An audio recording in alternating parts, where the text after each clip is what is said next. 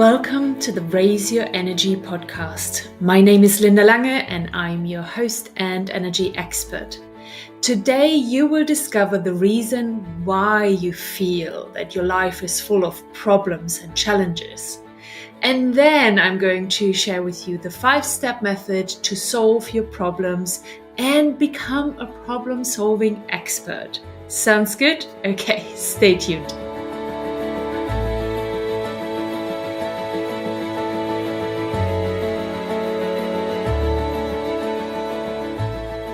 When I step out of my home and I go to a place like the hairdresser or the beautician, I listen to other people talking to each other.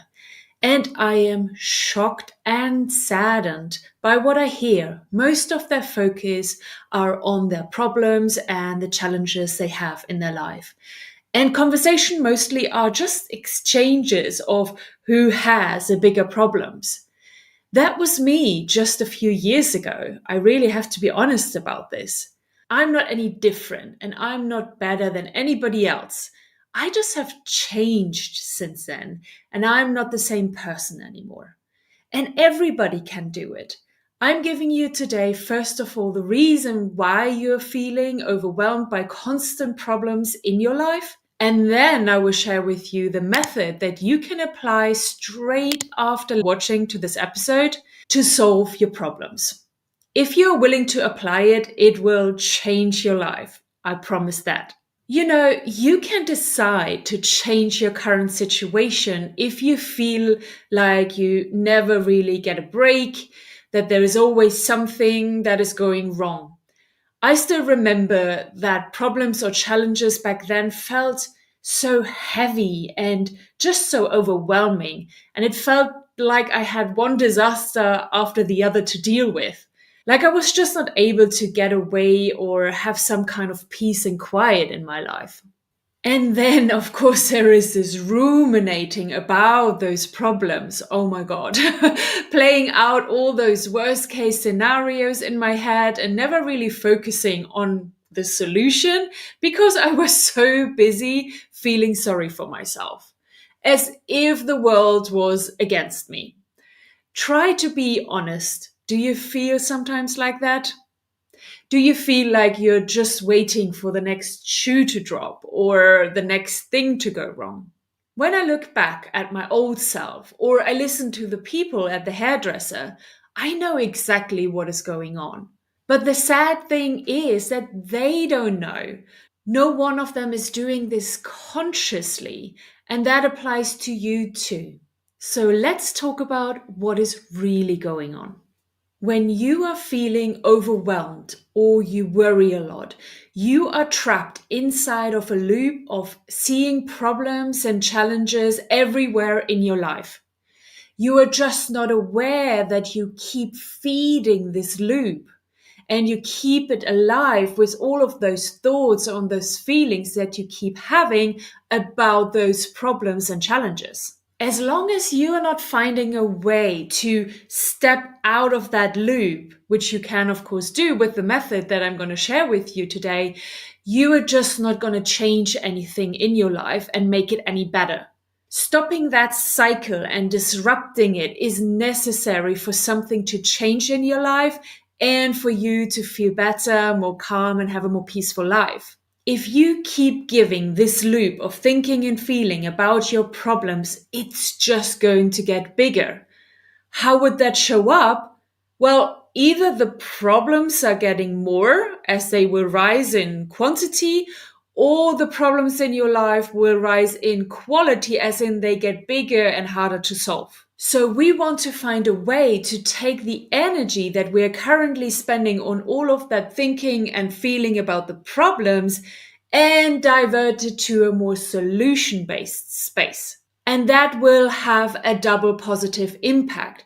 First, you take that energy away from the problems, so they will already start to get smaller and smaller. And then you're giving that energy that you're taking away over there to solving the problem. So you will actually get better at solving issues, or it will feel easier to you to find solutions. So just to recap, You are caught in a loop of thinking and feeling about challenges and problems, and you're just not aware of it. Because you're not aware of it, you never have a chance to actually step out of that loop and stop it from happening. Good news. Now that you're aware of this loop going on inside of you, you can make a different choice and move towards more useful and helpful thoughts and emotions. So let's talk about how with the 5-step method. Step number 1 is breathing. First, we need to get out of that loop, right? So we need to find an interrupter of that pattern that is going on, that cycle of thinking and feeling. There are many pattern interrupters out there, but I like to use breathing. It's a great tool because you always have it with you. You can't forget it at home, can you? So when you become aware that you're in one of those loops of mulling over a problem, stop what you're doing and take a minute to focus on your breathing. Just follow your breath for a couple of minutes until you just feel calmer, more relaxed, and less agitated. And if you want, you can even bring up a positive emotion while you're focusing on your breathing. I teach it to my students like this. So put your left hand onto your heart space, so where your heart is placed in your body. If you can, close your eyes, but you don't have to if you can't. Then start to follow your breathing. Just observe it. Don't judge it or change it. Just follow it. And then select a positive emotion that you would like to feel and begin to create it inside of you. Try to create it first in your heart and then let it spread all over your body and around your body. And stay in the state of following your breathing and creating that emotions as long as you need to.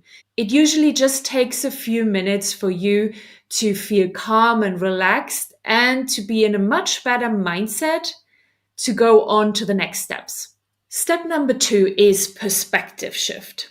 We want to now create new thoughts so we don't fall back into that loop, into the old thoughts that we just disrupted.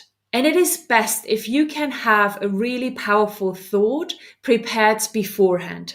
Because when we are in that middle of mulling over a problem and we don't have the greatest emotions, it's really hard for us to come up with a powerful thought that can help us to shift our mindset. So go ahead and take some time to create a really good thought that can help you to move from a challenge mindset to a solution mindset.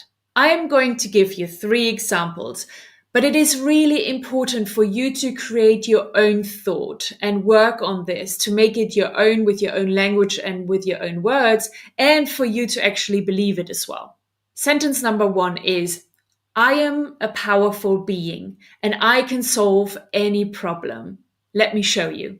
Sentence number 2 is, problems are opportunities for me to realize how powerful I am. Let's take this chance. And sentence number 3 is, there is not a problem in the world that is unsolvable. Let's tap into my inner genius and find the right solution for me.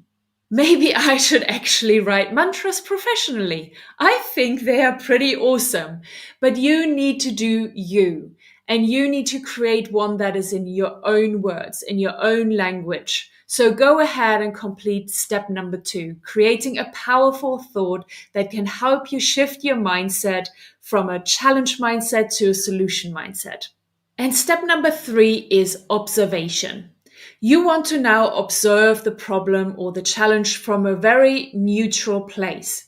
You want to collect all of the facts, and what can help you in this is ask yourself a question. What exactly is the challenge that I'm facing? If you can, it's best to write this down because that way you open more the door to your subconscious mind to receive more or better solutions.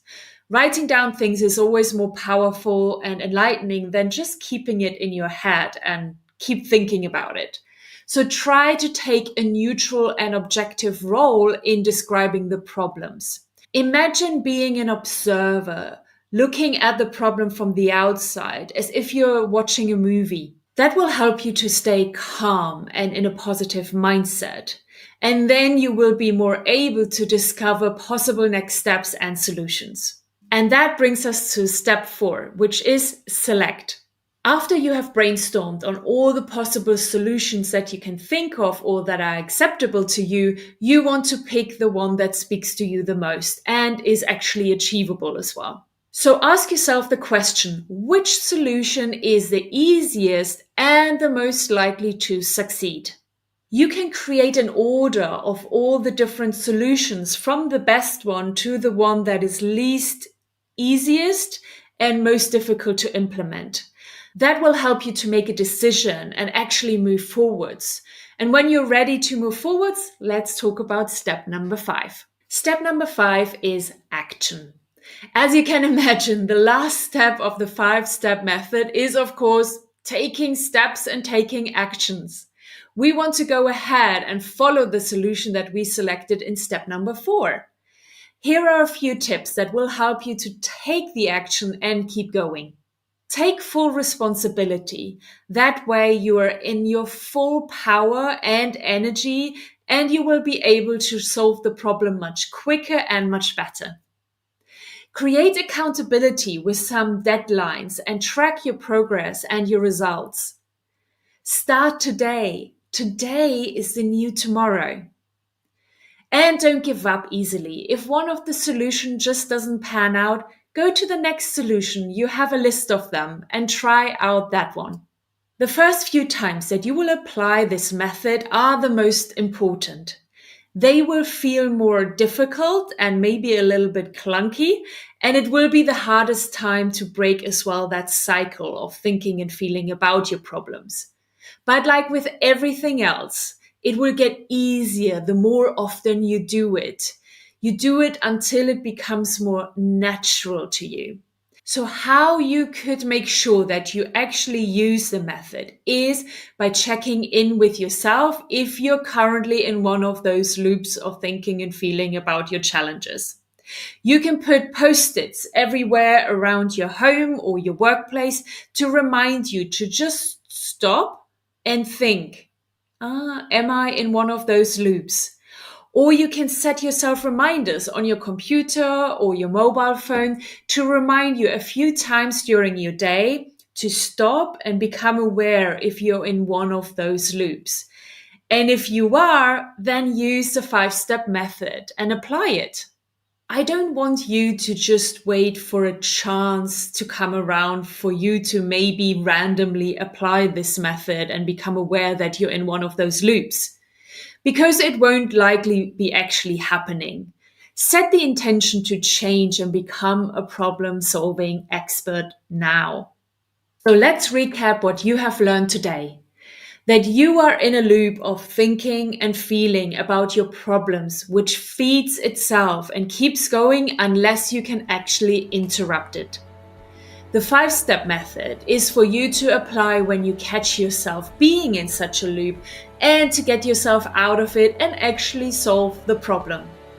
And how you can get started in the first place by making sure you set yourself reminders where you check in and begin to disrupt any loops that you become aware of. And how you can get started in the first place is by making sure you set yourself reminders during your day to check in and to be aware if you're in one of those loops. Great, you're all ready to go with the 5-step method. I wish you all the best and I believe in you. You can do it. Thank you so much for watching this episode. If you liked it and you learned a lot from it, leave me a comment and let me know what you've learned, or give me a thumbs up. I would really appreciate it. And with that, I love you and leave you. Talk soon and bye-bye.